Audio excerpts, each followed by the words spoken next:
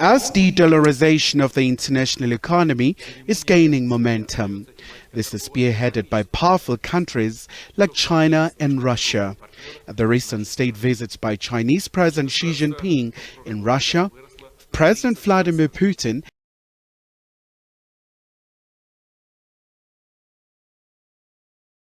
indicated that they are in favor of using Chinese currency for trade in other parts of the world like Africa, Asia and Latin America.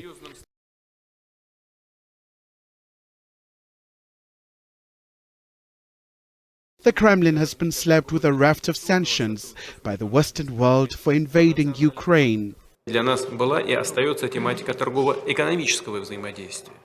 A serious incentive for the development of trade and investment cooperation is the expansion of the practice of settlements between our countries in national currencies. According to the results of the first 3 quarters of last year, the share of ruble and yuan in mutual commercial transactions reached 65% and continues to grow, which allows us to protect mutual trade from the influence of third countries and negative trends in global currency markets. Another BRICS country, India, has indicated that it's putting into place a mechanism for international trade settlements in rupees.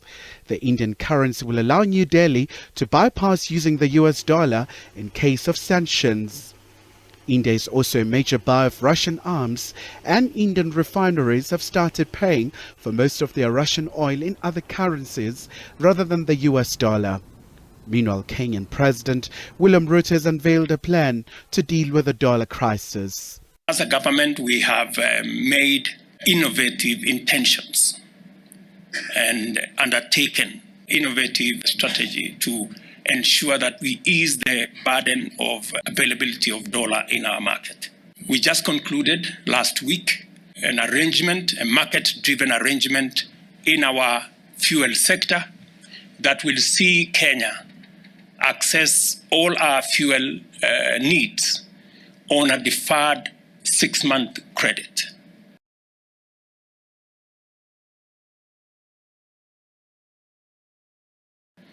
That will eliminate a demand of $500 million every month from this market. And therefore, for the people who work numbers, I am giving you free advice that those of you who are holding dollars, you surely might go into losses. As India gears up to host the G20 summits later this year, and the issue of currency recognition is set to dominate the discussions among the influential economies. The issue of the competition between the major powers about their currencies is an ongoing issue. For instance, as we speak, the Chinese have managed to make sure that in the IMF, the renminbi is also recognized as one of the currency. So there's always going to be that contestation between for currency recognition for purposes of trading. Meanwhile, Americans remain optimistic that the dollar will continue to serve as a global reserve currency.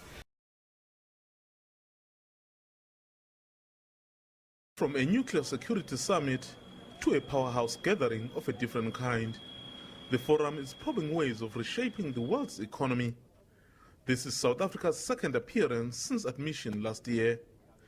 It will map its long-term vision on the back of the Eurozone crisis and growing global economic instability.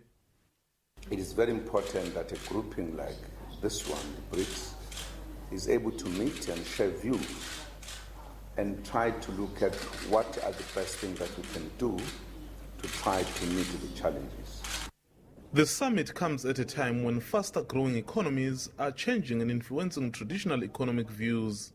The world economy is experiencing a difficult period, and we, as quickly developing markets, influence the overall situation in the world, and by this, we influence the development of our countries. The BRICS grouping represents 25% of the world's production. These countries offer lucrative investment opportunities. They all want to reduce poverty and have a development agenda. ABC News, New Delhi, India. The most important person in the world is the storyteller. The storyteller sets the vision, values, and agenda of an entire generation to come.